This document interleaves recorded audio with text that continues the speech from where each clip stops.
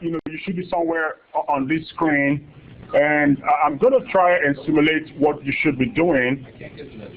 You can get to that screen? I did an email, Joe. I can log in, but then when I go to reservations, I can't get it. Okay, I'll be there with you. Come and check what you have. This Central Time, an hour ahead of us. And make sure, since it's a Central Time, make sure you have at least 3 hours booked. Otherwise, you're going to get kicked out. So reserve at least 3 hours. Yeah, and I will show you exactly what you should be doing in a minute. Go ahead over here and make a reservation. Can you look up on the screen for a minute? When I'm doing my reservation, what I want to do is, at least I want to make sure that I have, now, this is Central Time from Minnesota, so you're going to be a little bit, twisted a little bit. So I want to kind of have at least 3 hours. If you select less than 3 hours, this is going to drag on to patch 2. And I don't want to have you logged out and then log in back again. So if you can reserve to, like, let's say 4 p.m., then you'll be good. Then you don't have to restart and log in again.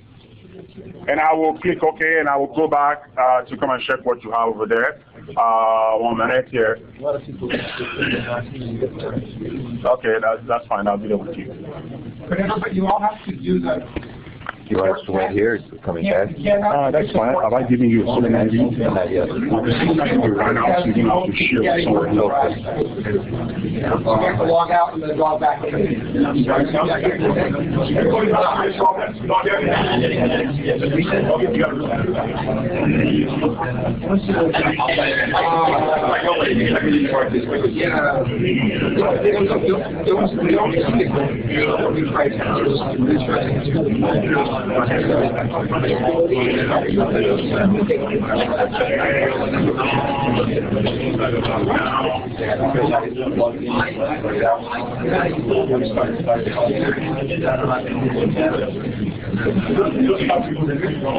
We're going to stop the recording.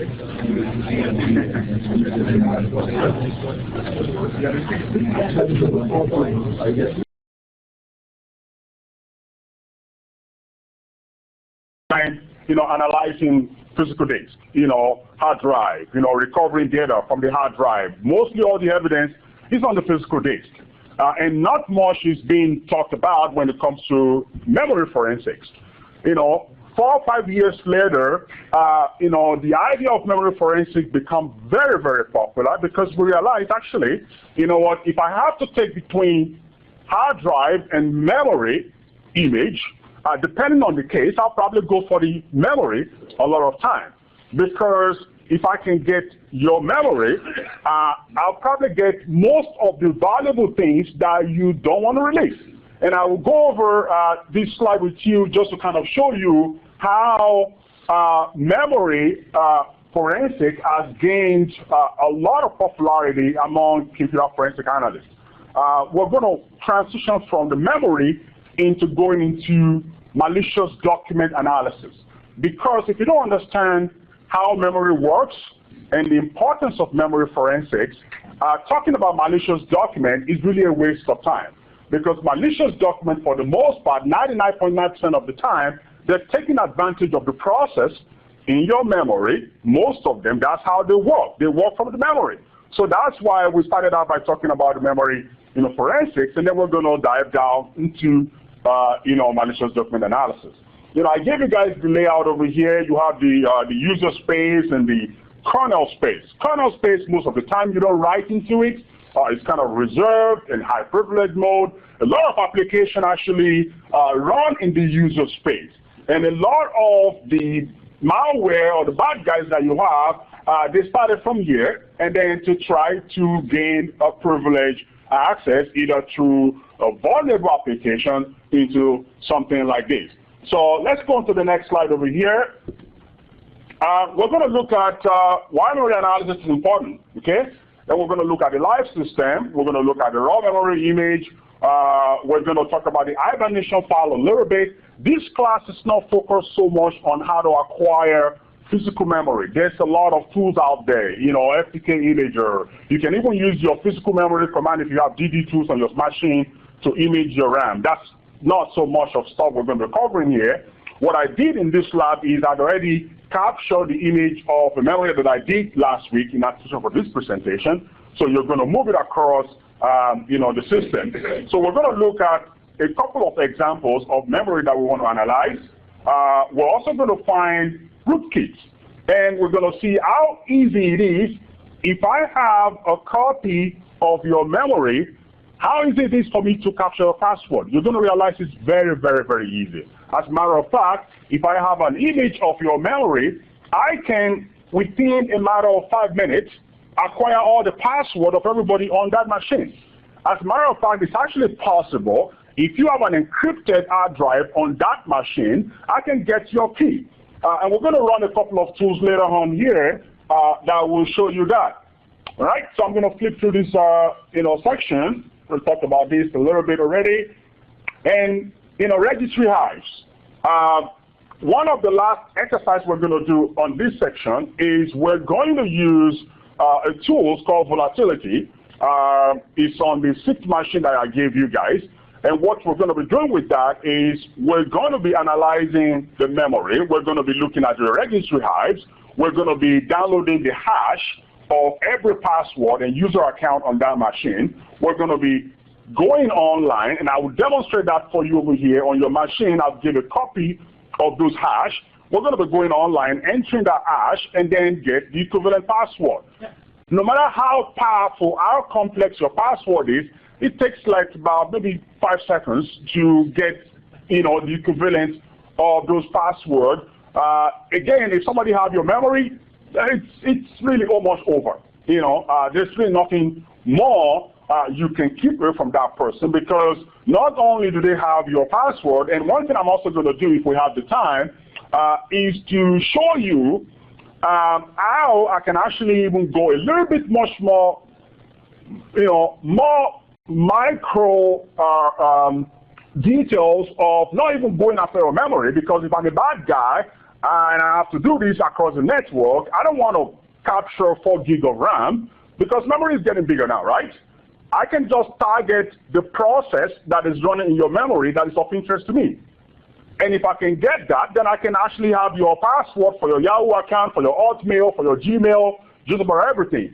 You know, it's really a kind of a compressed session we have over here. So there's some stuff I'm going to do on the screen, and you're free to grab the PowerPoint slide and do it on your own at home. If you have any problems, just shoot me an email. I will be able to answer all of your questions, okay?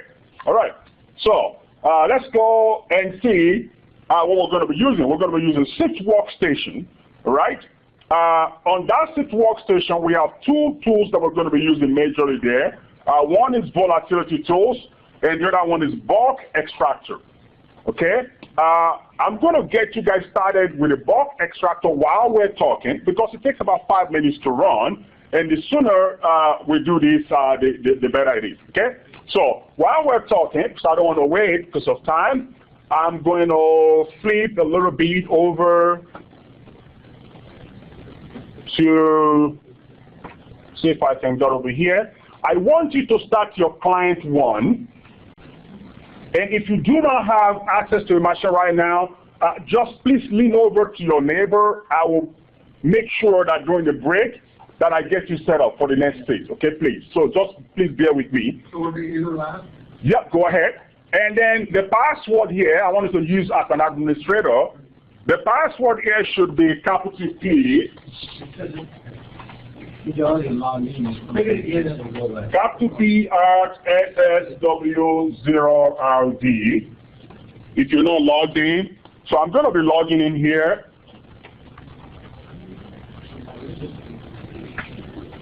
That's my Windows XP. All right. So that capital P at SSW0RD. I do have the administrator on mine. Are you on your Windows XP? Yeah. Quickly take a look at what you have. Go ahead. If you don't have that, just write that down in MJ. If you don't have it, unless you probably... Or you can take control of delete twice to get it in the Yeah.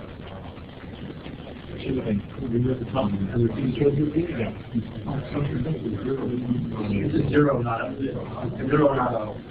Control delete twice. Right, one more time. All right, there you go. Thank you. Thank you. Are you having any issues? Okay. Ready? Yeah. So the first thing we want to do, you want to make sure your password, your IP address for this machine here,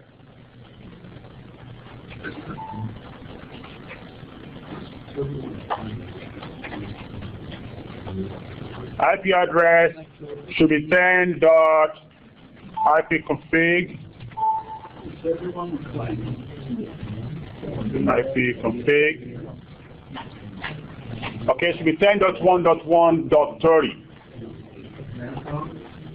Yeah, on your Windows XP, 10.1.1.30. Just client. Okay? And then on your server one, if you click the server one, that's going to take us to our 6th machine. And that's where we're going to do the bulk of our initial analysis. Over here, here is the password, forensics, all small caps. And I can write it down in black.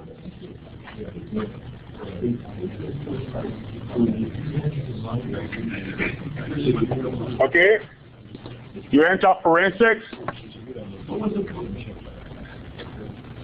Back to the address again, 10.1.1.30. 10.1.1.30, yeah. Yeah. No, just leave it like that. Just want to verify that's your IP address. You should have that. You don't have to change it. It's already been given to you. Started with. I got 10.1.1.20. If you have 20 on your machine, that's no. We're not locking out. What's your IP address? I think it's big.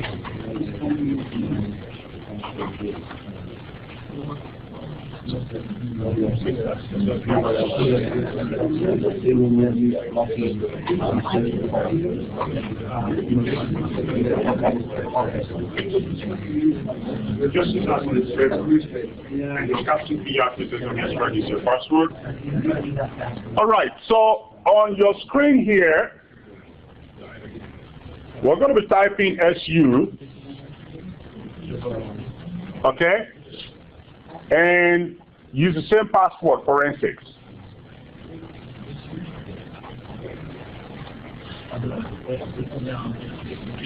Okay?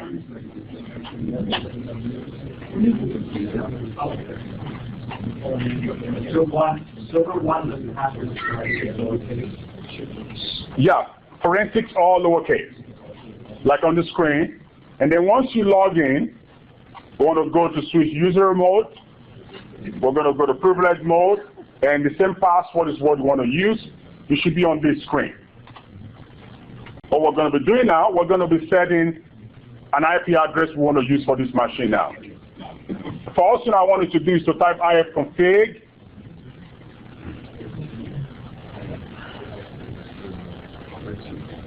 If you type ifconfig, you realize that we have not assigned an IP address for this machine.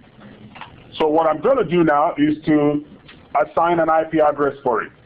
We're going to give it 10.1.1.40. So I'm going to type that on the screen. ifconfig, and you should be able to type exactly what I'm typing. Let's see if I can expand this screen up a little bit.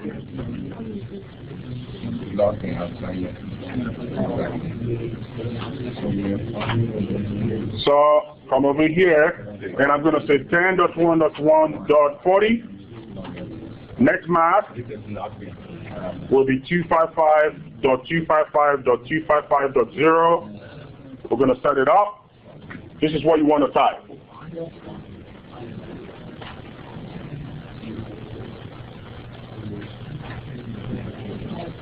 And I'll keep this forward at least till tomorrow night. So if you want to kind of do this later, even after the session, feel free to do so. Right? So then I'm going to press enter. I'll go ahead and check my IP address again. And now I have 10.1.1.40.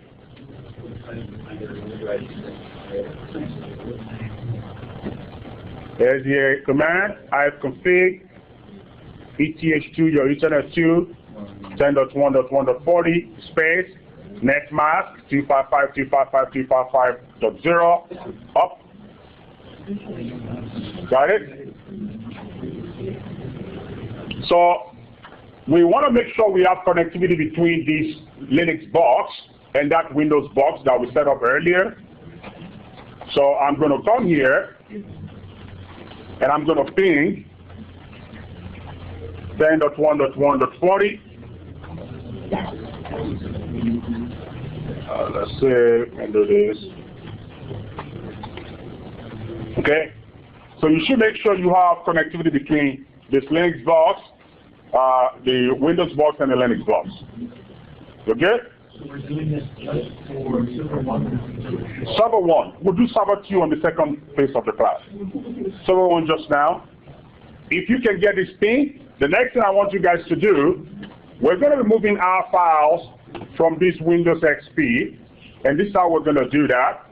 Go on your start on Windows XP, and I'm going to move this up a little bit.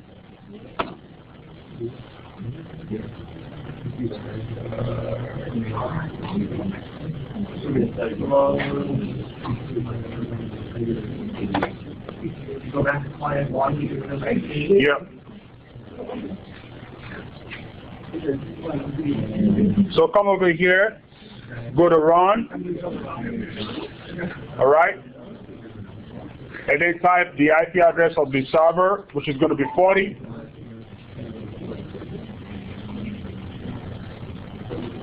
All right, from Windows XP.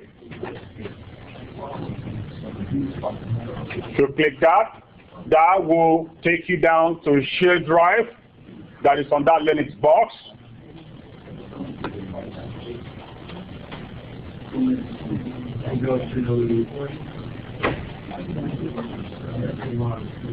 So here's what we're going to be doing. How do you get to that window? You just go to start, go to run, enter the IP address of your Linux box here, // okay? Once you do that, that will take you up to the shared drive on that Linux box. And I'm going to go to my C drive of Windows XP, and I'm going to go to memory. I'm going to copy this memory image. It is the memory image of this Windows XP. So I'm copying it from here, and I'm going to drop it on the Linux box. This makes sense. You go to run,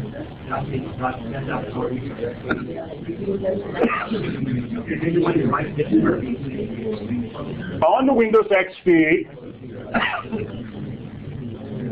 type 2 / the IP address of your Linux box. Got it? Huh? No, just one file. Just one file. The only file I wanted to copy is the memory image. And it's going to take about 10 seconds to do it. I'm dropping it inside a shared folder called cases.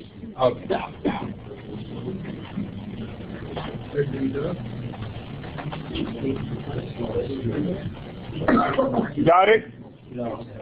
All right. Once you're done with that, Where is the image of the memory? the image of memory is on C drive inside a folder called memory. See, on your Windows XP C drive, there's a folder there called memory. Double click that, and you see this image file called memory.img. Just only this one.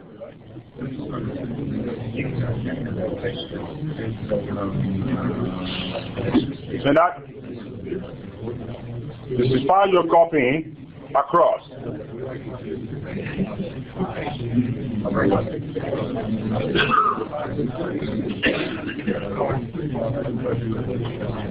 How many people are still trying to copy files across? A few of you? You know, I'll probably solicit for some help here. If you've done it, if you can step across and help someone, that would be really, really helpful. I will come over here and just try to see what you're doing. It's actually happening. It's actually copying. Okay, good. All right.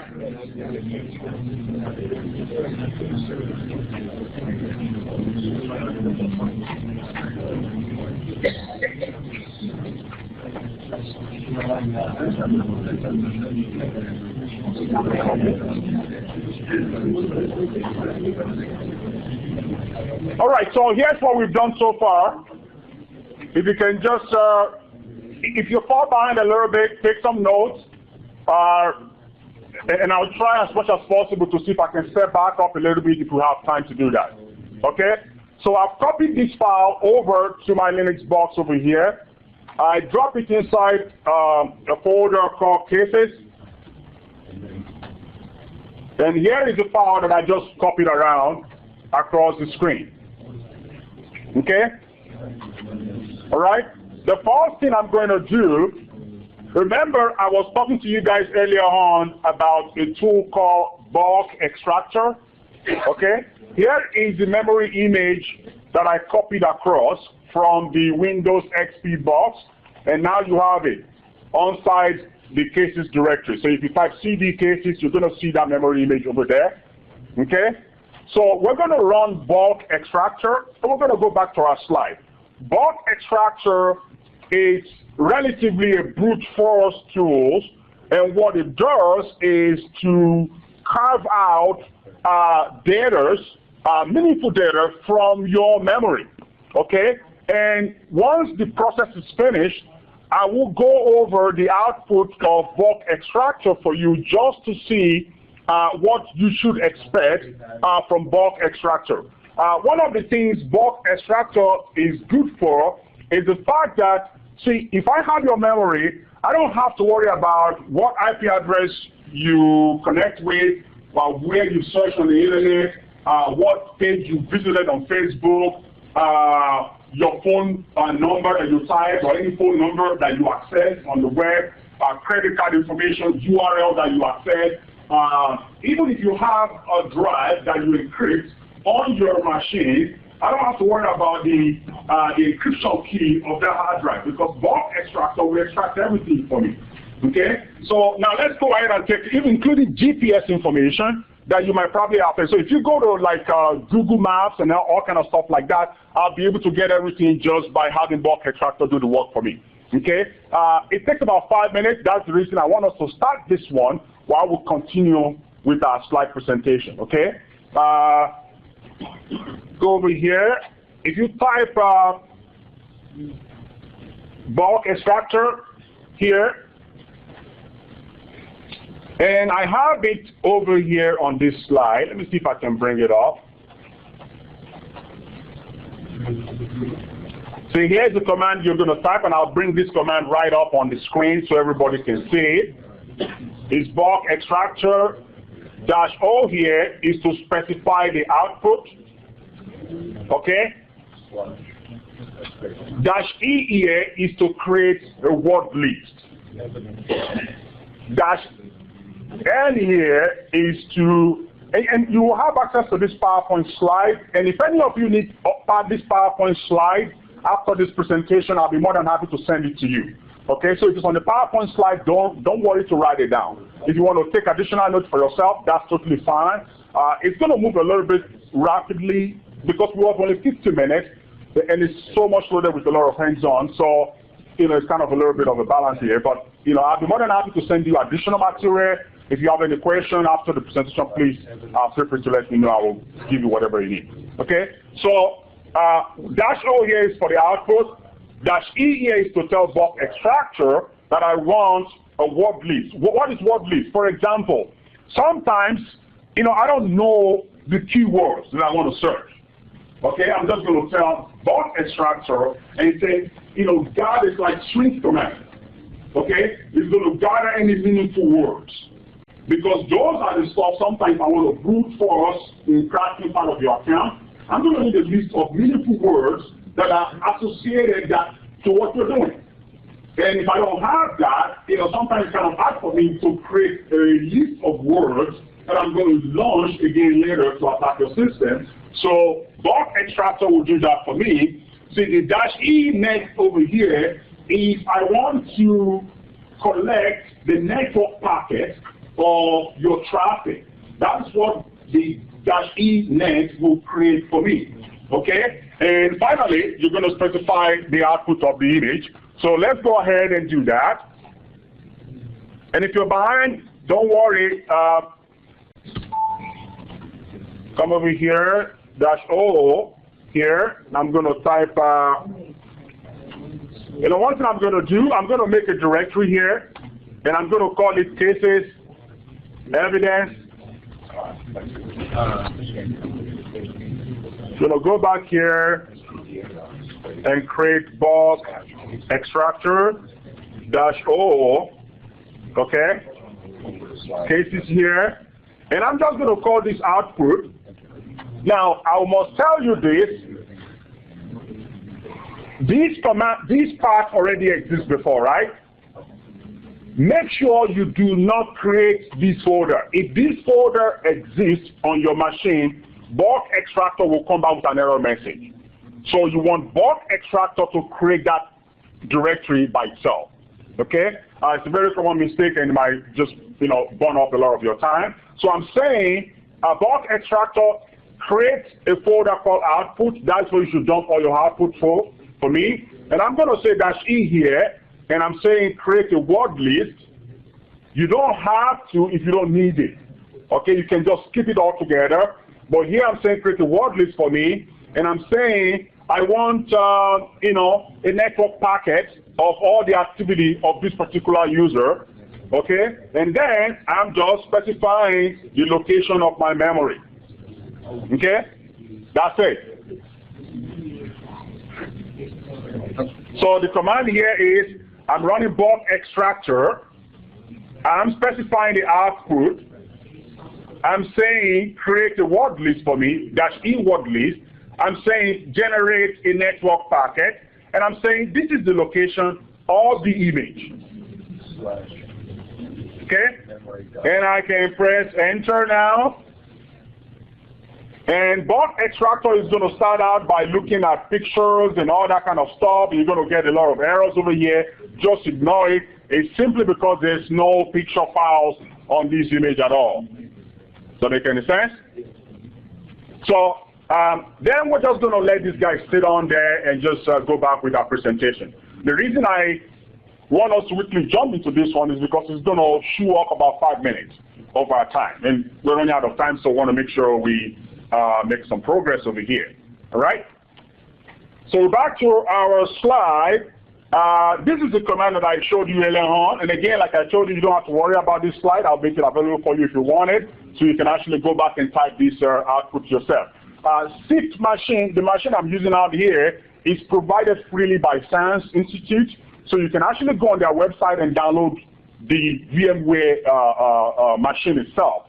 All the tools are pre-installed there. So you don't have to worry about, well, how am I going to install bulk extractor or install all the tools I'm going to be using in this class. It's already pre-installed in this virtual machine, and I'll give you the URL. You can go ahead and download it later, okay? So if you have this slide, you can actually go back home and do this on your own later on. So here's an example of what I was telling you about when I run, bulk extractor, okay? I'm interested in bulk extractor generating the encryption key because a user had encrypted his disk. And I have no way of opening that disk because it's encrypted. It actually use a BitLocker to, encrypt it, and I had to use this command by using capital E, AES. I'm telling bulk extractor to generate the key for me. And if you look at the key, you realize this is the master key, and here is the key. Here's bulk extractor, give me the key. So because everything, including your password, including your encryption key, they are all existing in plain sight in memory. It's like your secret, right? If I can plug something into your brain, you can hide your secret from yourself, right? Your secret exists in plain text in your brain. And you could just extrapolate that into your memory, which is why this is very, very valuable. Then while that one is working, there's some other stuff that we're going to be using, and the rest of our lab, we're going to be using volatility tools to do that. Okay? Volatility tools is it's a framework. It's an open source. It's got tons and tons of plugins. And I cannot tell you how valuable volatility tools have been. I do a lot of consulting in the field, and 8 out of 10 when I work on cases that involve systems getting compromised, volatility tools is one of the tools that I go to. More valuable sometimes than most of the commercial software that you would want to obtain or get out there. So we're going to be using it quite a bit in the class over here. I've made an attempt to kind of show you the command so that in case you're finding these to be going a little too fast, you can grab these PowerPoint slides and you can try this on your own when you get home later. First thing I'd like to start with is to get some information about the image. If I type image info, it will tell me, the operating system where the memory image is captured from. It will tell me the service pack and so on and so forth. Why do I need to know that? I need to know that because if I don't know where the image is captured from, it's sometimes very hard for me to know what kind of vulnerability is associated with the operating system. So image info is very, very valuable, and I use it. This is part of the output you will get, later on when we type that command, and it will just tell you, this is Windows XP. I can see it's Windows XP with Service Pack 3. It's a 32-bit installation. It will tell you the date and the image was captured, and you can see that I kind of do this one about a week and a half ago, just for this presentation slide. The other stuff that this one is good is PS list. What PS list does is it allows me to enumerate the process that is running in the memory. Okay, and this is very, very valuable. The reason this is very valuable is because without this information, it's kind of very hard for me to know where to focus on or where to target.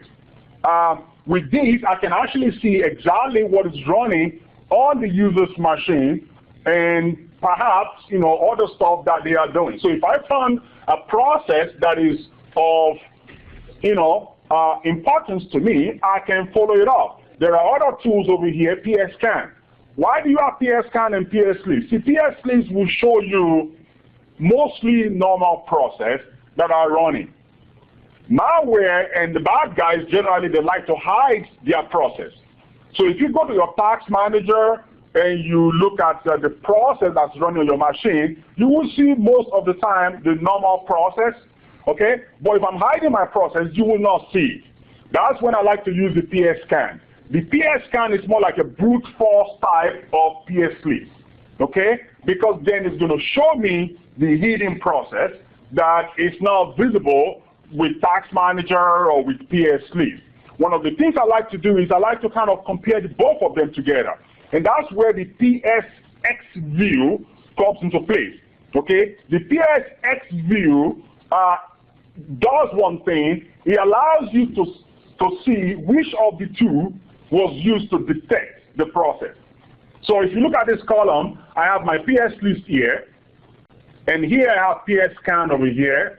And if, for example, something is showing you false over here, that means PS list could not detect the process, but PSCAN detected it. Those are part of the process that I want to start circling, because then I will come back to them, because I want to find out why is this process eating. Those are the ones I want to come back and spend additional time on, and then look at where they're running from, where they're connected to, and so on and so forth. Okay? So that's the advantage of this one. There's the process, executive dump. They call it proc exec dump. If I find a process that is of importance to me, the next thing is I want to dump it. I want to copy that entire process, and then go ahead and do static binary analysis on that process. Does that make any sense? Because if somebody is remotely connecting to you or they're doing something, they're all running in process anyway.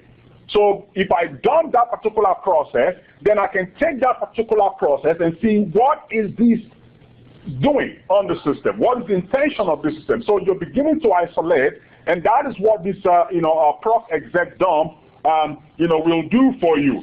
Then we'll go to the networking information, okay? I've shown you earlier on, the PS list, the PS scan, the PSX view, and all that stuff. Those are for your process. And when you're doing malware analysis or any kind of analysis on the system, that's pretty much where you want to go. And somebody might ask and say, well, why are we sweating all this stuff? Because, well, in the days of, bring your own device and cloud, you don't have much of hard drive to work with anymore, right? You don't. A lot of your users don't even have a physical computer. I have 5, 6, 7 computers right now, and they're all residing in the cloud. So if you take this physical laptop, well, you only take one out of my 8 laptops that I have, because the majority of them reside, in the cloud. And if you as a system administrator or security admin, you want to do something, you are left with just only one thing, which is sometimes the process. That's all you have to work with. So again, computer forensic is not what it used to be, 9 years ago, and it's drastically changing. Probably 2 years from now, it will be a totally different, game entirely. So if I want to look at the network, this is where I'm going to start from. I have the connection and connection scan. Connection will simply show you normal network connection. Okay? Just like we have the PS list and the PS scan, if you want to see hidden network connection, then I will go ahead and use, connection scan. So here, this will show me that this machine, here's my local IP address, is talking to this foreign machine, right? But if I want to see hidden connection, then I will go and use connection scan. You can see there's more. But some of those connections are hidden, so you cannot see them. But when you use connection scan, it's a brute force method that will show you what other hidden connection, because a lot of the time you go to a website and you are actually doing something on the website, but you have like 6, 7, 8 other connections that you are totally not aware of. Especially if you like to go online and download these free apps and free software and free movies, you do that. We had one lab at the college, and I had one of my students, because I saw them watching these all these movies that come up in the theater. They said, well, we watch it for free online. And I said, well, you sure it's for free? And they said, yeah, it's free. So what I did was I let them go over there, and then I capture their memory image. Well, the guy was going to one website, but guess how many connections he's having? 28 connections, right? 13 of them is from Russia, 8 is from Romania, and I asked him, do you have relatives over there? And he said, no, right? Because those free movies are really not free, right? But then again, people don't know what they're giving up in exchange for that, for information. You can find those one over here if you do that. Now, the socket is another very, important, tool that I like to use. And the reason I use that is I want to find out where exactly is this user going, right? So if I see an IP address and I see the port will tell me exactly where you are going, okay? So if you're accessing port 80 on a network, I know you're probably accessing the website. If I see port 23, then I know it's an FTP server. If I see 21 and so on and so forth. So those are part of the stuff you want to look at, right? So right now, let's quickly go ahead back to our lab here. The last session's about over. So we just roll right in there. Yeah, I'm going to just roll over. I'll give you like 5 minutes break, then we'll roll over into the malicious document, okay? So if you come over here, go back to your machine, and here is our Linux box, the one we started off earlier. Oh, can you see that?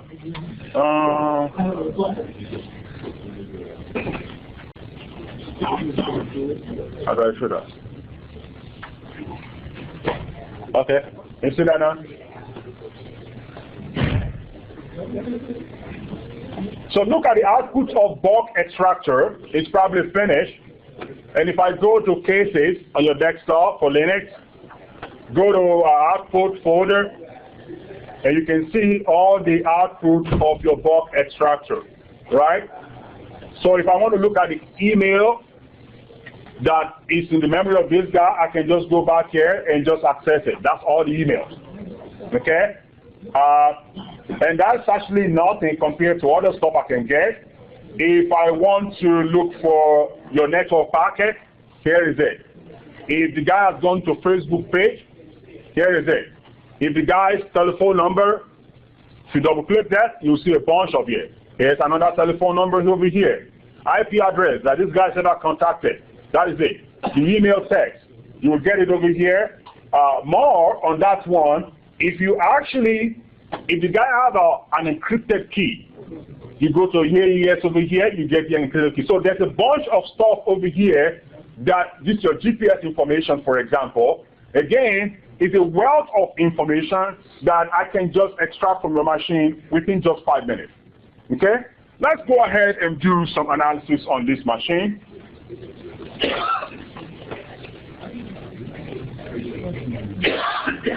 I'm going to go ahead and type this.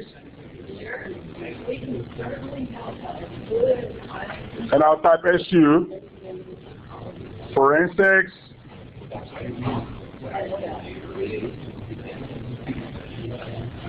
So go to see the cases over here, and I'll be a little fast over here, but everything is on the slide.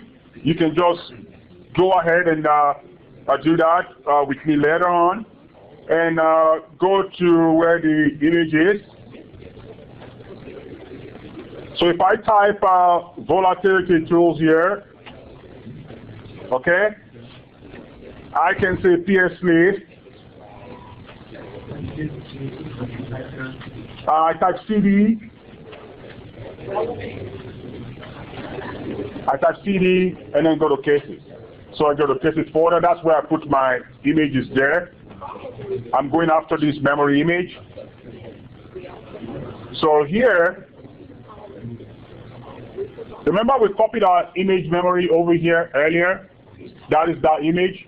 So if I want to analyze it, I'm simply going to come over here and type volatility to VOLPY. All this command is in the slide. Okay? So if this is going a little too fast because of our time, you can always go back there. Again, this lab will be available for the next 48 hours. I'll keep it up. So you can always go back and go over this one more time. Okay? So if I'm looking at PS list, now if you have not done this before, you can just simply type -H over here, and volatility will show you a lot of options of the tools that you can actually use this guy with. So you have a ton of options over here to work with as far as volatility is concerned. There is pretty much no limit to what you can do as far as this is concerned. So if I come back over here, so I'll type my command again. Let's see.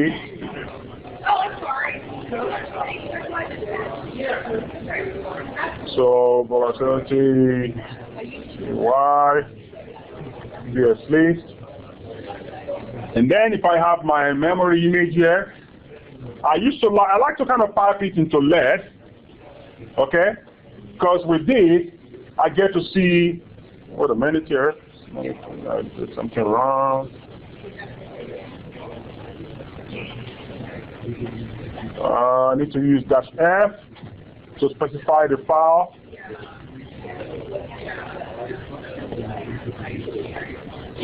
And if I do that, so you can see on the screen all the process that are running on this machine. They'll all be the offset in memory, which we're going to use later. It tells me the PID. It tells me the PPID. The PPID is a parent process ID. Okay? So, for example, I can tell that the parent, look at this process, SMS here.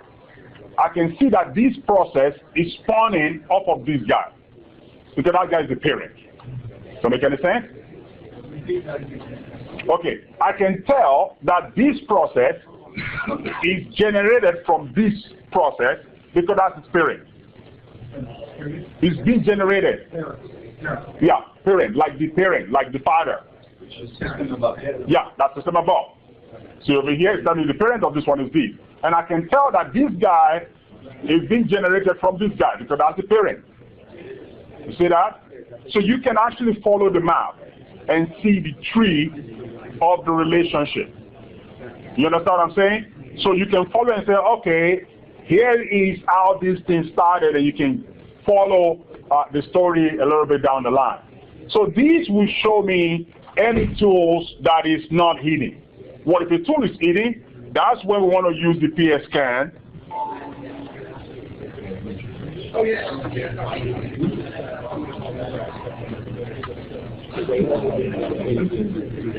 So I'll come over here and then use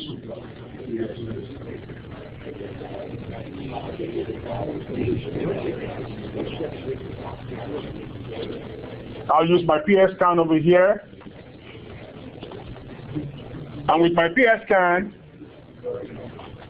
now one of the things I like to do is to compare the difference between what is generated on my PS scan and what is generated on my PS list. Because the difference between those two is very, very important. Why? Because one will let me know if something is wrong. Because PS scan will include tools or process that are hidden. And I'm kind of by default usually interested in hidden process. Because if it's hidden, there's a reason why it's hidden, right? So I want to follow that track and see if there's something I can actually obtain from that point. Okay? So the next thing we're going to do over here, and I'm going to try and skip out forward a little bit, just a minute here. Forensics. Yeah. I'm going to flip over to machine. Can I flip over to this one? Is it possible though? I just want to flip over to run anything, everything on this one. Is it possible? Yeah, just to show what is on this screen. Okay, I'll probably just move it. I don't want it. Don't worry, don't worry. I think I'll manage it. I just manage it. Don't worry. I'm not sure where. It's okay. It's good. Yeah, it's just projecting that way.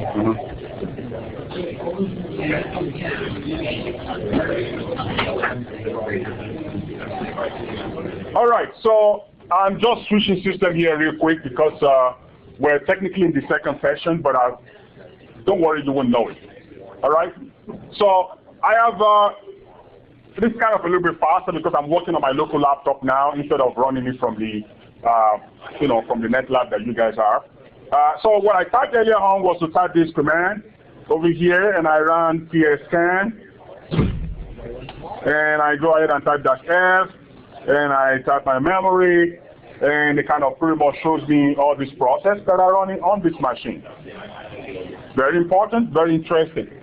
There's a lot of other stuff that I can show you guys over here. One of the things that I find most interesting, which is kind of what we're jumping right now, is I will come over here and show you if I want to analyze what is in my registry, which is where a lot of the time you want to go.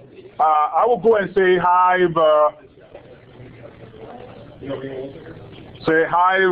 scan. There is Hive scan and there's Hive list. If I type Hive list over here, it will pretty much tell me,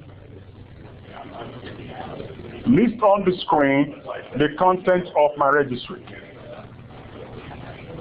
Okay? And you can see your SAM, right? Your security, your default software, and so on and so forth. You see that? So this is sometimes a lot of the stuff that you would see. Why is this one important? This is important now because now that I have my registry, I can dump the content of the registry. Right? If you ever forget what to do, just come over here and type -H, okay? And go up here, and I can say, where do I need to go? I can go to my Hive section, and here's what I'm going to use. See? This is what we used earlier on. We use iBlaze, we use iScan, and generally what this one does for us is allows me, you know, to show what is there. Then I can come over here and dump the hash, okay, from the memory, which is what we're going to do right now. So we're going to use hash dump. Come over here, use hash dump, okay, and I'm going to specify the memory here, but there are two things that I need with this before this can work. I need a particular key. Go back up and show you here's kind of we did earlier. Go back and have this. Okay. This is the content of my registry. I need the hash. The hash consists of the password and the username of the user on this machine. So I can come over here and say, well, if I can combine the SAM and the system, because the system consists of the user account. The SAM consists of the password. So you can come over here and use here instead of hash list now, I can go to hash dump, okay? And I can come over here and specify what I want to do. I can use -Y and I will look for the memory offset of my system, okay? And I will copy just this part. Go to edit here and copy, and I would go ahead and paste it. And then I'll use -S. Again, all this is in your PowerPoint slide, so you don't have to write this one down. I will go for my SAM, Security Account Manager, and I will copy the byte offset for this, and I will go ahead and paste it over here. Okay? Now, this is where it's very easy to make mistake over here, and I'll show you why. Okay? What I've just done over here is possible somebody for you to copy this. If it doesn't work, just go back and do it again. All right? Remember S for SAM. That's the key, because people always get confused with which one should I use, S or Y. I always, in my head, I said S is for SAM. Every other thing comes after SAM. So that kind of helped me to keep it straight in my head, because they're both system and SAM. So S and S, so that kind of confuses me, but S for SAM kind of, you know, bail me out most of the time. So I have S over here. Look at what I have right now.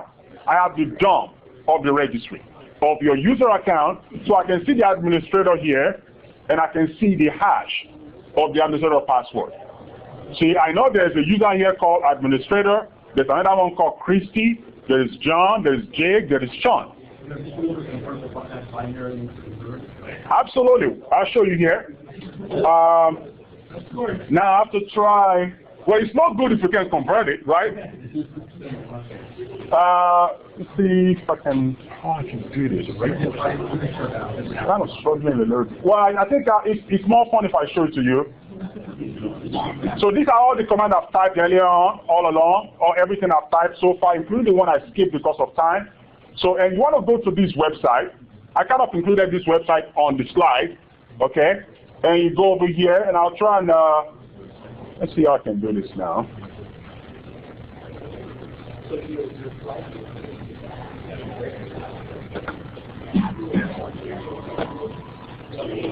Okay, sure. So I'll come over here, and I will go ahead and open the hyperlink.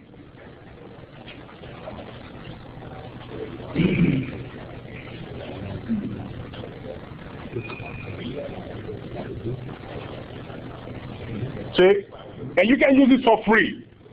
Because I do this as a consultant, I actually have one that I bought for $900, and that includes for Windows 7, Windows 8, and whatever. So I don't want to waste my time cracking your password. when I can just dump it and just look it up.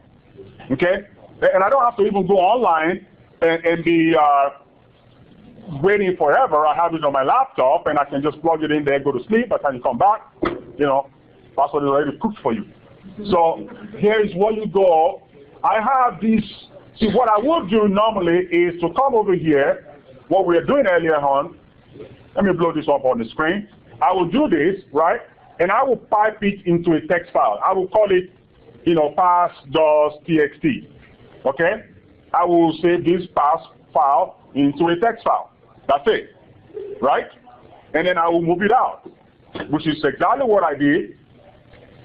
And on your machine, there's a folder called hash dump.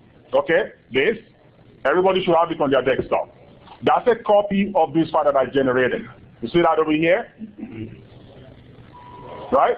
So what I will do now is, I'm looking for the password of administrator. I don't know it. Be careful how you copy this. You want to start from after the 500, right? Colon. So I'll start from 9 here, copy it all the way to this one. Okay? Go to copy. Then I'll go to the site, drop it here, and paste it. Control B. And I'll go to go. And then it's going to think for like a couple seconds. And it tells you the password for this is this. See that? See that? That's the password I gave you guys earlier on. What if I want to look for the password for Christy, for example? I'm just going to copy this. And I'm going to drop it here. And it tells me Christy's password is blank. Right? What about John? Can come to John here and go to copy and dump the hash for John over here. And it tells us, let's see, it's January 1. That's password for John. What about Jake?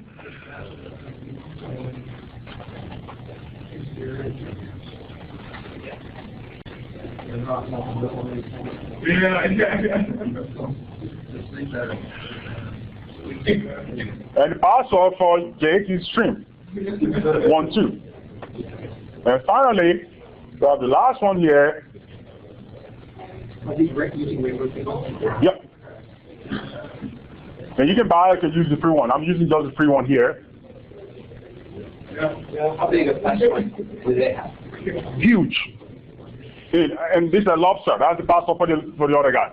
So in like 5 minutes, I can just get all the passwords for all the users, and I can go ahead and log in as themselves and do whatever it is I want to do. Now, we haven't even scratched anything at all. Okay, normally, this is a 5-day course. We're trying to convert it to like 15 minutes.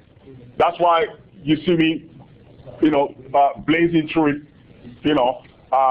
So I apologize for that. But this is just tiny. Can I find a malware here? Very, very easy. I can do that. Okay, you just have to know where to go, what to look for, and so on and so forth. There is a part of this one that I actually skipped, and I'll show you to you guys. I'm not going to do it in the class because of the time, but I'll show you how this works. I have a tool that's very, very tiny. I call it PD tools. And when I run this PD tools, allows me to actually capture the memory that I'm interested in. And this is a lead into our, you know, malicious document analysis. Because if you never see this, it's very hard for you to understand, you know, how will this work? It's really not going to make a lot of meaning to somebody who's never done this before. Now, what happened is, if I log on to Yahoo, and I think I created a fake account that I intend to use. Time is not on our side, so I'm going to try my best to see how I can get it. So this is a tool. If you look at the entire size of these tools, it's about 114 kilobytes.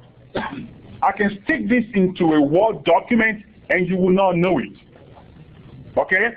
And if you open this Word document, it will automatically capture whatever it is I want it to capture. and it will send the file to me. Now, we're talking of memory now. That's like 1 gig, 4 gig, 32 gig. Who wants 42 gig or 32 gig over the network? I don't want it, right? I want what I want. So if I were to go to your Windows here now, and this is just your native Windows, all right? And just follow me along here because of our time. If I type WMIC, and I start list process list, if you type this one, it's going to give you a lot of stuff. That's too much to read. So what I do is I'll do this, and I'll type this again, and I'll type brief in front of it. Okay? And I'll go to less, press enter. What is this?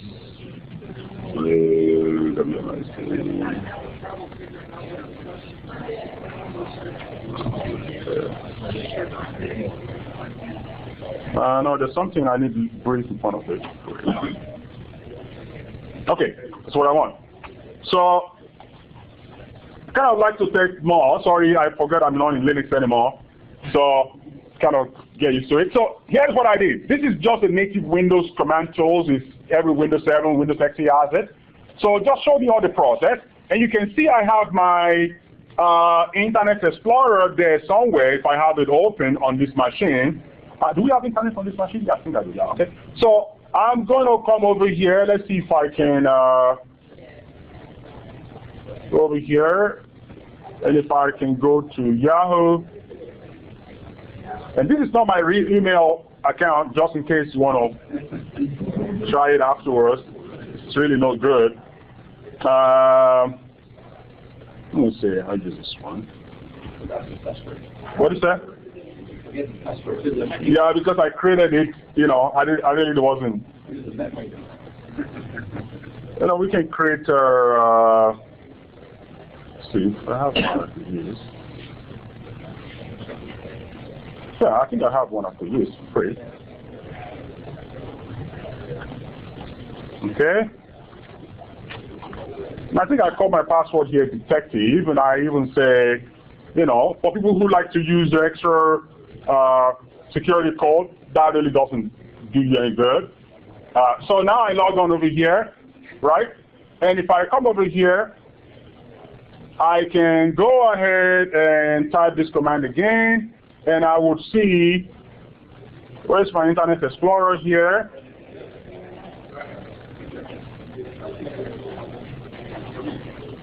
I have my Internet Explorer. Okay, to make it faster, I actually just run this command through a small filter that would actually remove what you don't want, right? I just say slash, you know, pipe this one through find command and say slash I, which is ignore case sensitive, and I type IE Explorer. So if I come over here and I type this again, everybody see what I'm typing? Okay.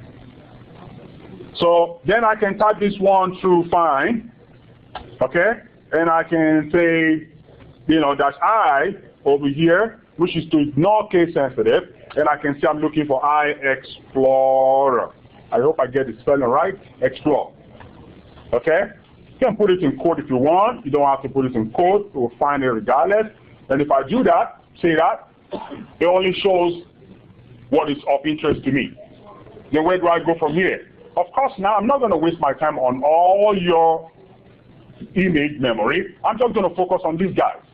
So I'm going to say, open another tools here. I'm going to try and minimize these, put this one on top. I want to find out where I put my tools. I put these tools here on my C drive just for convenience. Drop it over here. I'm going to rename it. I don't want to type a lot. So I said tools. Then bring it over here. Bring this guy back up here. Bring this one on top. And drop this one in front of it.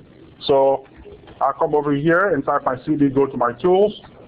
Over here, and I can just type my PD. He's here. What do I need with this guy? I'm just going to tell this guy and say, look, I'm looking for a process ID, whatever this is.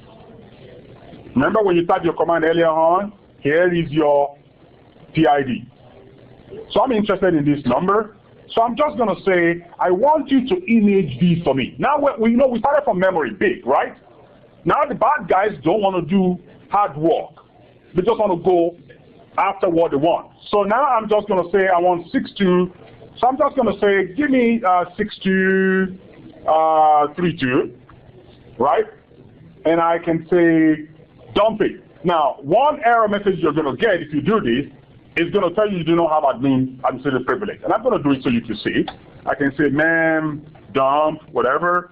And it's going to give them an error, say privilege. So what I try to do is I run my CMD here, and I run it as administrator. Okay? Same thing. Run through the same process. Go to tools, run my PD, -P here, and I'm saying 6232, 6232, right? And I can just say dump 1. Okay? If you do this now, it's dump. Okay? And I can go to the other one. I said 4256, right? 4256. And I can call this one dump 2. And you can see that's taking longer because that's probably where the juice really is. Because that's where your data is, so now this one is done. And I can go to the third one, call this one dump 3, and I call 6332, 6332. And I go ahead and do this. And it takes a couple seconds, okay? Because now I'm not dumping your entire image. I'm just dumping only what I need. And that makes all the difference in the world. Now it's done. And any password that you have inside your Internet Explorer, then I can siphon it. See, that's how a lot of people get their email address compromised. Because I don't need to search your entire memory anymore. If I know a process that's of interest to me, then I can go inside that process and then look inside that process and get the relevant password that I want from that process. So it doesn't matter how strong your password is or not? It doesn't matter. I mean, your password could be long from here to Chinatown, and if I got it, I got it. Does that make any sense? It just really makes it difficult because, you know, people get a Word document. You have a hash. You're getting the hash. Actually, no, I'm not getting the hash now. I'm getting it on the platter. I'm getting the juice itself. I got a hash earlier because I'm capturing stuff from the registry. In the registry, I only get a hash. If I can get into your process, everything in your process is there in plain text. Does that make any sense? So it really doesn't do me a lot of good, you know. So now I have these tools here, and if I type dir here, I have dump 1, dump 2, dump 3, whatever it is that we do. Now what I try to do here is I will use a string command, and string command simply just go through these dumps and extract meaningful characters out of it. By default, it's about 4 characters, so I can then just go ahead and say dump 1, and I can call it string1.txt, right? And then do this. And then go ahead and do this one, call it string2, and I'll go to dump 2. Now, if I'm doing this, and I've done this one before, I'm not going to do this manually. I'll write a simple bash file that will do this for me automatically. All right? It's kind of really easy. So I'll come over here, and I'll do 3, and come over here, dump 3. Are you predefining the string? No, just a regular string. Because now one thing I try to do is I have a special field. I look for what is unique to Yahoo, because there's always the offset before your password. Because I don't want to, I do this one time. The first time I do this, I do it on the account that I know. I know my password. So I look for my password and I look for the unique character that always precedes where the password is. So now that I figured out for Gmail, for Hotmail, for Yahoo, for all kind of stuff out there, it's one-time work you do. And afterwards, it's just, you can harvest, you know, we did a lab in Minnesota. We harvested like, you know, in a kind of controlled environment, of course, and everybody knows their password is being hashed, so they weren't using real password. We just want to see how many passwords somebody can hash. If you were to open a vulnerable Word document, for example, we hashed over 50 passwords within like 10 minutes, right? So, which means then I can go into your password. Then I can look into your what account you have, maybe your bank account. Then I can try to change your password on your bank website, and then I go to send me a confirmation into your email, and I have access to your email. Then I can pretend to be you, and then I have access and clean it up before you even get to see it. So again, it's kind of like, you know, so I'll go over to where we were before. Here are the files that we created. Let's go back to computer, and we'll go over here, and here's the tools, and here are the 3 string files we created. Okay? I'll start with the 2. Now, this one doesn't have a lot in it, but, you know, it doesn't matter. We can start from there. I like to use Notepad++ because it's just got more stuff that I wanted.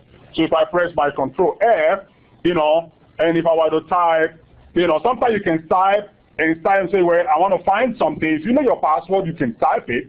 You know, normally you may not find it, especially if you're using string that doesn't have where the password really is. Okay? So one of the things you could do if you know your username, like we have karaoke29, right? That's username that I used earlier on. And you can actually find out and say count. How many of you do I have over here? 4 matches. That password is probably not here. Okay? Because you have a lot of it in the string that have your password. I'm going to go back to the other string because I have 3. Go over here, try this one again. And I can look for karaoke in this string, and I can count, and I have 1,428 strings of karaoke. So all my emails, including the emails you haven't read, is in this text. So I can just, if you get bored, you can just sit down here and start reading someone else's email. Because everything is there. The content of the email is there. I can harvest all your email address here and spam people and pretend to be you. Your usernames are here. And if you have other keywords that might be of interest to you, and ladies and gentlemen, here is my password, Detective1. So when you search for password? What I search for is this string.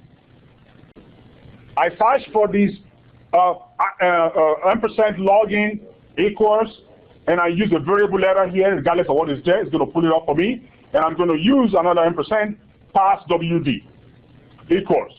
That's the string.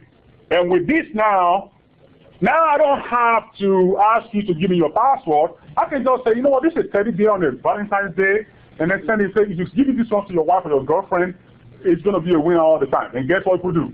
They open it. It works all the time, and when you open it, what am I doing? Actually, it's already embedded there. So I'm getting just the process, your Internet Explorer, and I did this one for Gmail, for Yahoo, for Hotmail, Google+, Facebook, everything works, right? And all it takes for you is to accept a PowerPoint from me. Well, I wouldn't not do that, you know, but from the bad guys, right?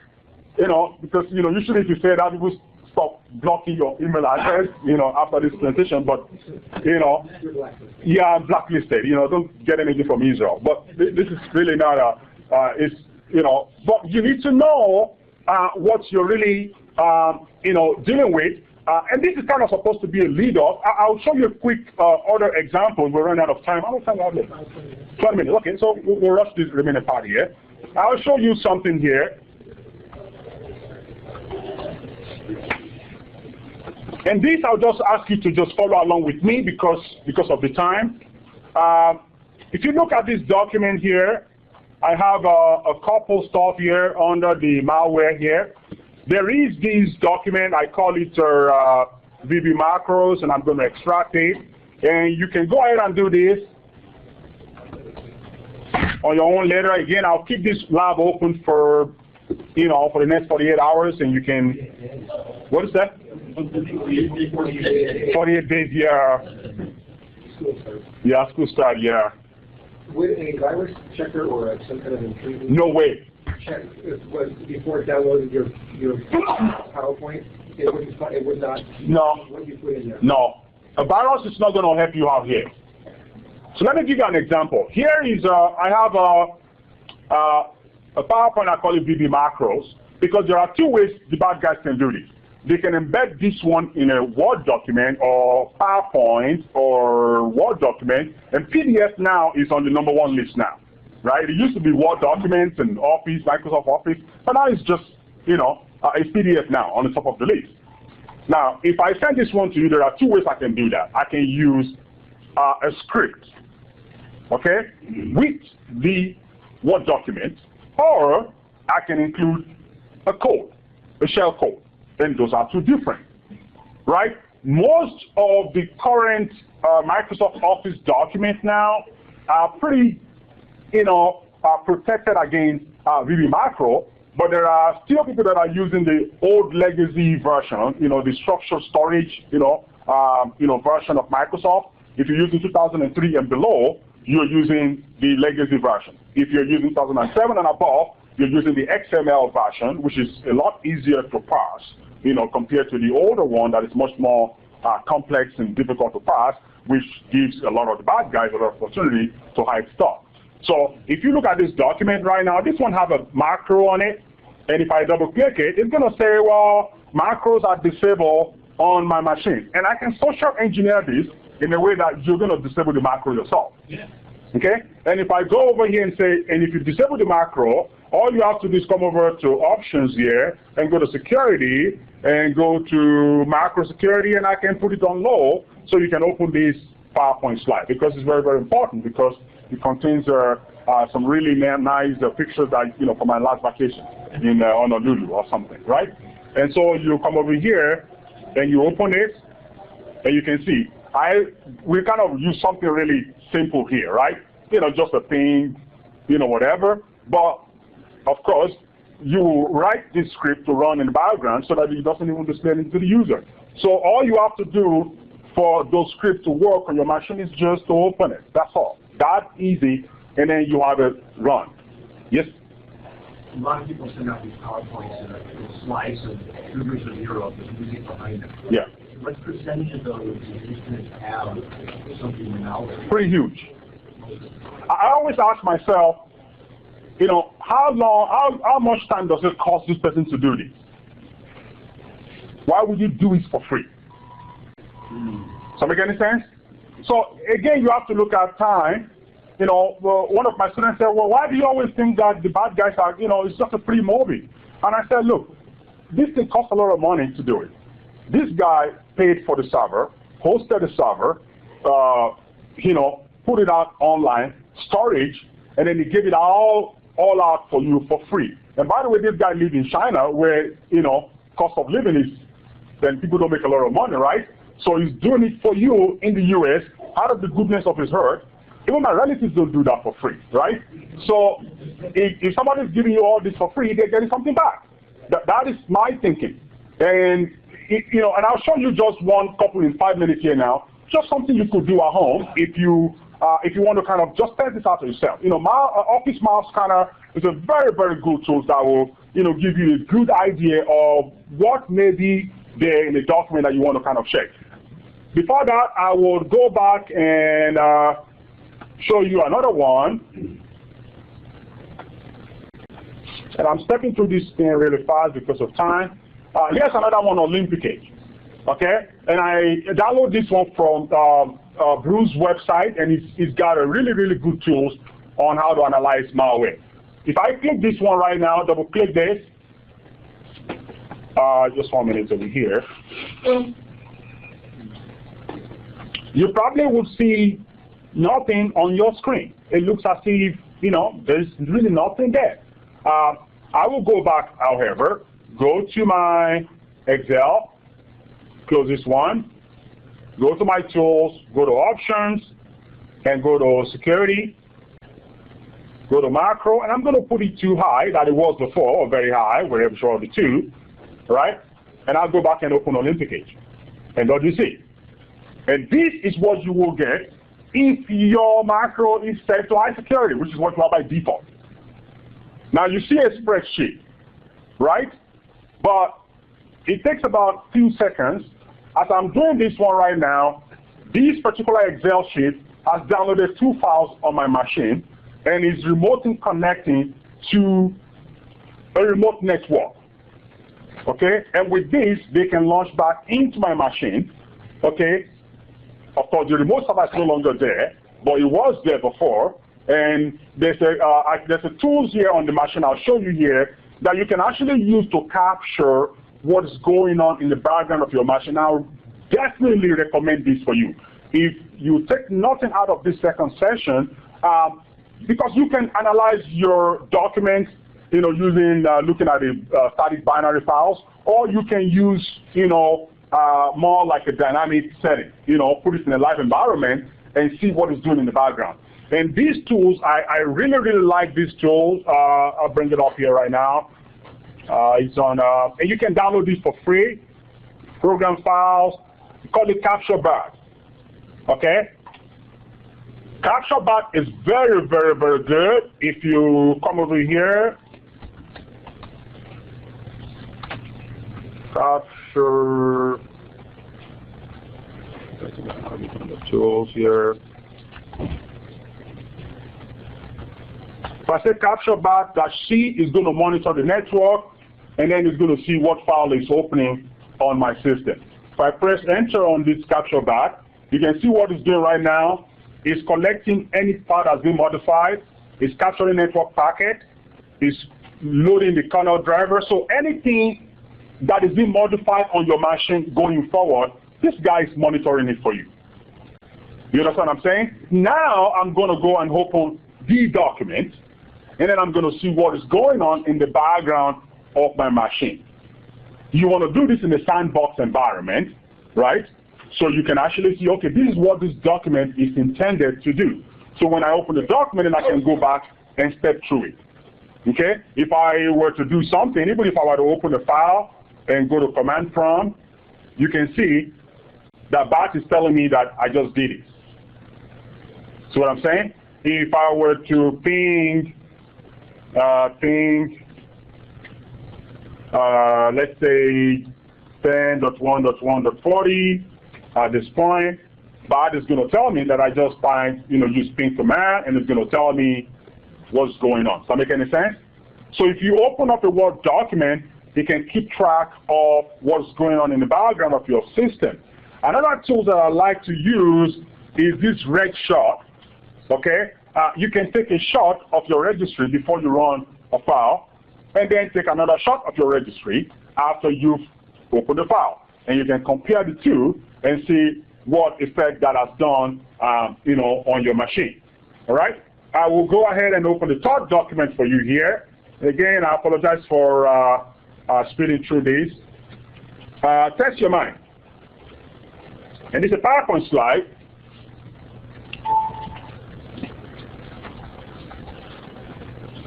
Here's a PowerPoint slide here, and you can actually run your, CaptureBot in the background, or you can do the static binary files and see what's going on there.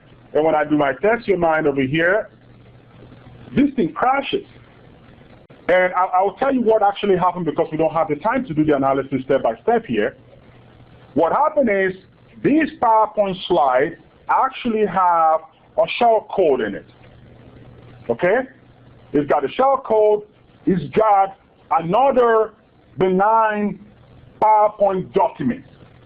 The PowerPoint document is to actually give you the impression that everything is okay. Okay? So the shell code run, the shell code locates itself in the registry, in the memory, and say, where am I in the memory? Find itself, okay? By finding itself now the shell code doesn't have to run from your hard drive. Does that make any sense? Because now the shell code knows where it is in your memory by scanning, the process, the handles on the registry. Because normally if I write the shell code, I'm going to put the size of my shell code, and I'm going to put the hash of my shell code in the shell code. So I'm going to say shell code when you start running, you can identify where you are in the registry by comparing all the size and hash of all the process handles in the memory with this value. So the shellcode is going to look for itself in the memory.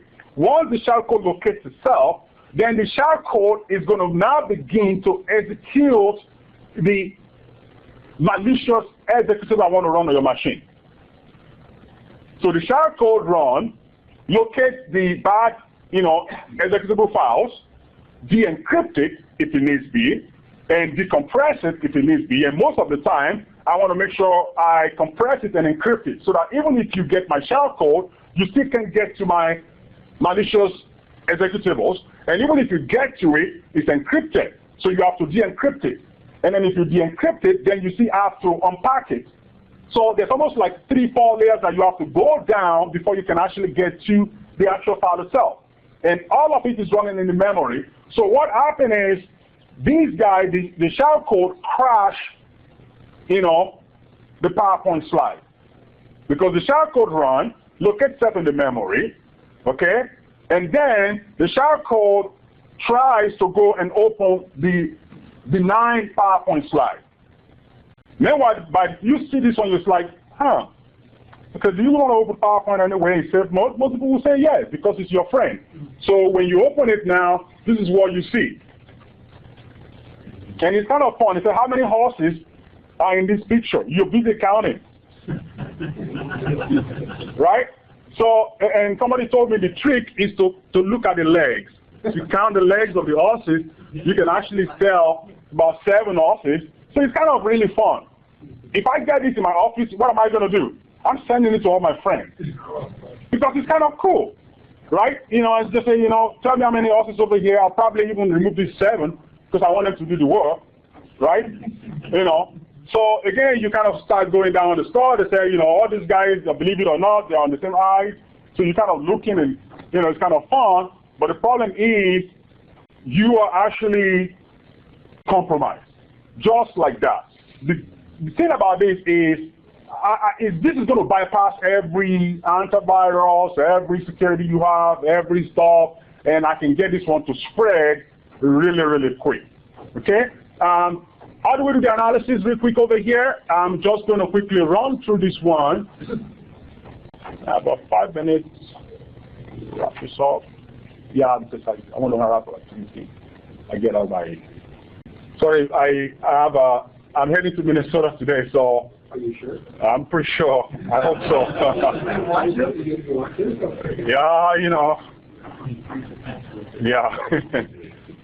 So, if I click these VB macros, for example, and I will extract this one out again, malware. So the best thing to do is break your computer and just write letters from you. Yeah, there you go. So I have this file over here on this system, VB macros. Then I can come over here,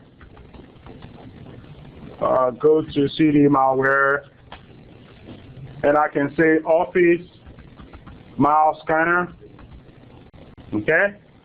And I'll go to C:, VB macros, see if I have a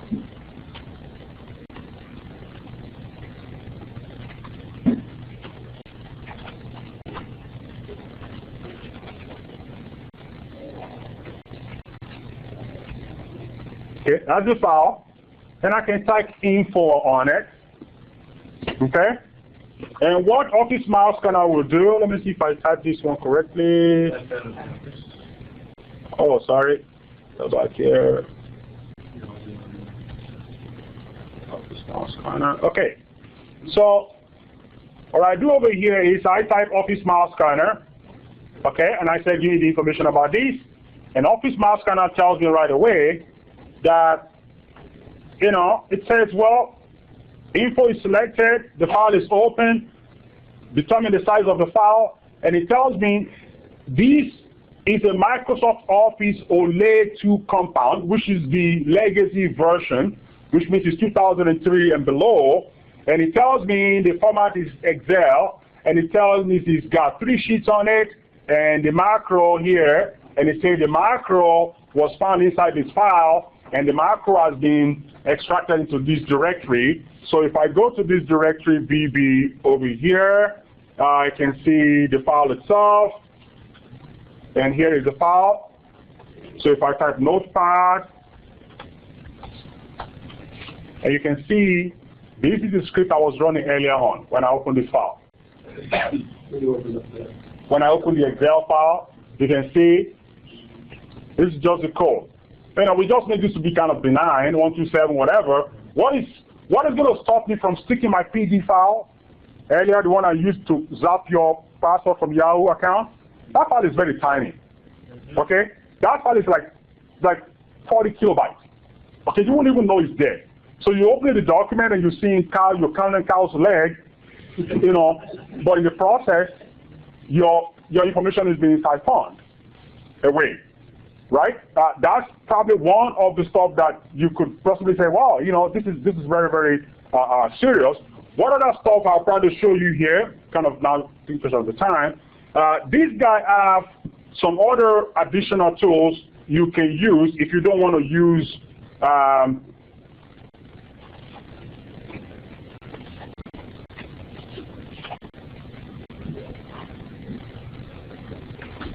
if you use Office Mouse Scanner here, if you don't want to use info, you can use scan command. And what scan will do, scan will actually go through the file and actually try to extract code.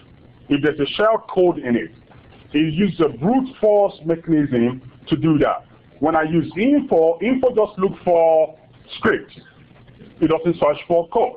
If I use scan, then it's going to look for, code in your document. One other thing I can actually do is I can use brute, okay, in front of it. And what this one will do, see if you use ordinary scan, it will try to extract a shell code that is not encrypted and not packed. To pack is to, actually it's like to compress a file. But then I can use, you have to have the right tools to unpack it. So if I unpack using UPC, for example, then you have to have that particular, tools to unpack it. If you don't know the tools, then you can't even unpack it. But when I use brute, what brute will do for me is to actually try to unencrypt, or de-encrypt rather, that particular shell code for you. Okay, I'm going to leave the PowerPoint slide behind, and I've kind of taken a couple of screenshots on the PowerPoint slide that kind of walk you through this entire process. I apologize because I'd hoped to kind of spend more time walking you guys through the process of doing this one. But generally, I've got all these tools, all this slide that show everything. Okay, and it shows you part of the stuff I've already showed you here over here, and it tells you actually all the command that I've shown you here, what you need to look for. And if you have any question or you're thinking of running this for your, maybe you're trying to introduce it into your program, to your course or whatever, I'd be more than happy to help you or answer any question on what you need to do, how to develop a course around it. I think it's very, very, very, important, especially if you're teaching computer forensics or security courses or cybersecurity courses. You should think of including malware analysis or malicious document analysis into your curriculum. It is just so essential that I think your curriculum is incomplete until you actually include that one in it. Up until 2 years ago, we didn't have it in our curriculum, but a lot of our advisory committees that work for Homeland Security, and FBI, and a couple of other colleagues in the private sector are saying, you know what, this is becoming the majority of the bulk of attacks that they see, coming to them. Okay, the bad guys don't go to all those places anymore, and they're using all these, documents as a form of attack because it's most effective and it's least detected. If you go to all of these hospitals, Mayo Clinic, all these banks, most of the time when they steal their credit information, they use these things. Okay? Because people often ask, how did they get into their system? I'm like, how would they not get in there? There are so many ways to get in. People cry a lot about the NSA. NSA has too much of my data, and you just kind of laugh. because Target has got more information about you than NSA, right? And 40 million of your data just got lost, right? Nobody's going to Target and say, let's shut it down. 2 weeks ago, Yahoo got compromised. A lot of data, same thing for Facebook. I would argue that you actually release more information about yourself voluntarily to a third party trying to make profit off of your information more than NSA is collecting or can even imagine to collect. So when you want to jump off the building because you think NSA has a lot of information about you, just step back for a minute and find out how much of that information have you willingly give out on your own, because sometimes, we just need to kind of find out a little bit. If you get an email or your friend calls you and said, well, did you send me this email about Viagra? And you said you didn't do it. Like, it's sometimes because you probably open up, or receive a document, go to Yahoo, open some ads and whatever. And the bad guys are not doing this in a traditional way anymore. If you go to blog site, go to news group or whatever, they drop all this link over there. And if you just click it, all you have to do now is click it. If you click it, you're probably infected. Thank you, guys.